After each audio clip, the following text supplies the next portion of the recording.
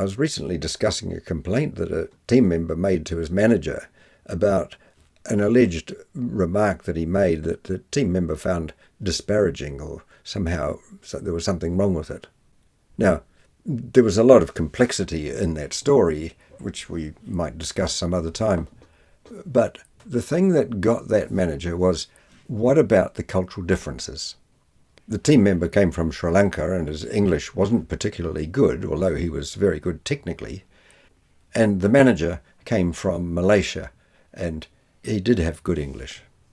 So the manager wondered really about what were the cross-cultural implications and what was he missing and what did he need to do differently.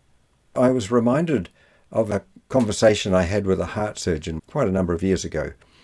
I'd been discussing with this heart surgeon that my original degree was in anthropology and that I was very interested in different cultures and how people organised their lives, how they communicated, and then particularly how the cross-cultural communication could get quite complicated and problematic. And that sort of the challenges of working with people from different countries. And the heart surgeon said to me, I can't be bothered with any of that, he said. For me, I can go anywhere in the world, you can put somebody to sleep, open them up, and their heart is all the same, and I can operate on anybody from any different culture. Now, at the time, I thought that was a very valid point. But two things have got me to change my mind on this. The first one is that I have worked in many different countries. I have a training academy set up in Bangladesh. I've been there over 12 times. I've worked in the Pacific, in Tonga, Samoa. I've worked in other Asian countries. And in New Zealand, I've also worked with people from many different countries. And what I have found is that everybody is interested in these emotional moments that cause difficulty. In fact, I've often said to people, this is what I do, and they've said, everybody in our country needs that training. But more significantly, the more I have studied neuroscience, that is, the science of how the brain operates and how different parts of the brain interact and react to situations, that I have really understood something quite different to what I used to believe.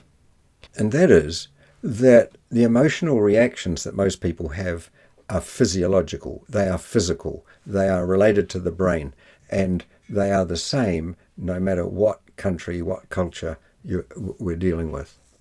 When I realized this, I knew that I could work in any country in a similar way that the heart surgeon said he could. But here's how it does work. When somebody feels under attack, when somebody says something wrong, or there's a misunderstanding, what happens in the brain is that the amygdala fires up and gets ready to defend what they perceive as an attack. Daniel Goleman, who wrote the book Emotional Intelligence, uses this phrase, the amygdala hijack. The amygdala is understood as the emotional part of the brain. And when the amygdala fires up, this activates adrenaline and the person gets ready for fight or flight.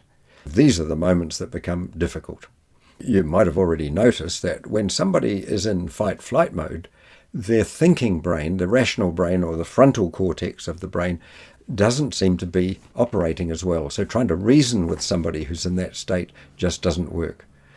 They are highly emotional, and this can happen no matter what culture somebody's in.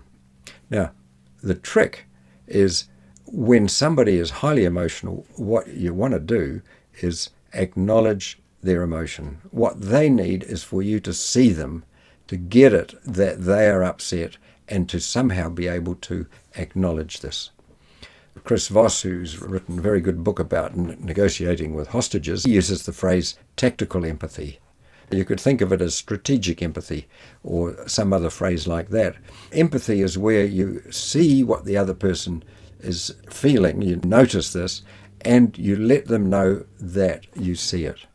You don't say, I can see that you're upset. You can just say, you are upset, or it seems like this has caused you a problem.